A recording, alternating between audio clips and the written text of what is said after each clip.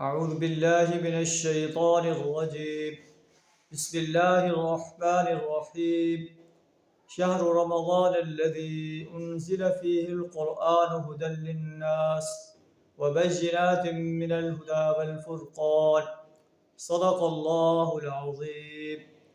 سورہ البقرہ کی آیت نمبر 185 کا جز آپ کے سامنے تلاوت کیا ہے۔ اس کا ترجمہ کچھ حصہ ہے کہ رمضان وہ مہینہ ہے انزل فیہ القرآن جس میں قرآن نازل کیا گیا، ہدی للناس جو انسانیت کے لیے ہدایت ہے، وبینات من الہدی والفرقان جس میں انسانیت کے لیے ہدایت کے بڑے واضح دلائل موجود ہیں، حق اور باطل کے درمیان امتیاز کرنے کے بڑے واضح دلائل موجود ہیں۔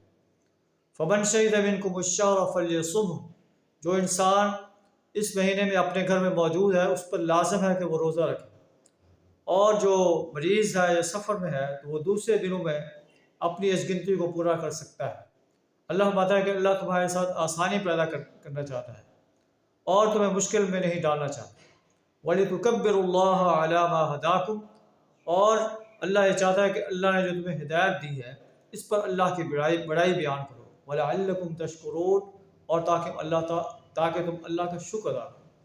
تو یہ رمضان نزول قرآن کا مہینہ ہے، اس میں اللہ نے قرآن نازل فرمایا جو انسانیت کے لیے ہدایت ہے۔ تو اللہ قرآن میں سورہ قمر میں فرماتا ہے کہ وَلَقَدْ يَسَّرْنَا الْقُرْآنَ لِلذِّكْرِ فَهَلْ مِن مُدَّكِرٍ، ہم نے اس قرآن کو نصیحت کے لیے آسان کر دیا ہے کوئی نصیحت حاصل کرنے والا؟ تو رمضان کے اندر اپنا تعلق قرآن سے مضبوط کریں۔ کتاب انزلناہ الیک مبارک لیدبروا آیاتہ، یہ ایک ایسی بابرکت کتاب ہے جو ہم نے نازل کی ہے تاکہ اس کی آیات کے اندر تدبر کیا جائے۔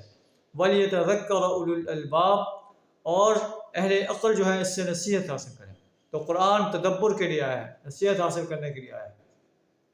کتاب انزلناہ الیک سورہ ابراہیم کے اندر لِتُخْرِجَ النَّاسَ مِنَ الظُّلُمَاتِ إِلَى النُّورِ، ہم نے کتاب آپ کی طرف نازل کی ہے تاکہ آپ انسانیت کو کفر کے اندروں سے نکال کر اسلام کی روشنی کے اندر لیں۔ آئیے ہم بھی اس ماہ مبارک کے اندر قرآن سے اپنے تعلق کو مضبوط کریں، قرآن کو سمجھ کر پڑھیں، اس پر عمل کریں، قرآن کی انسانیت کے سامنے دعوت پیش کریں۔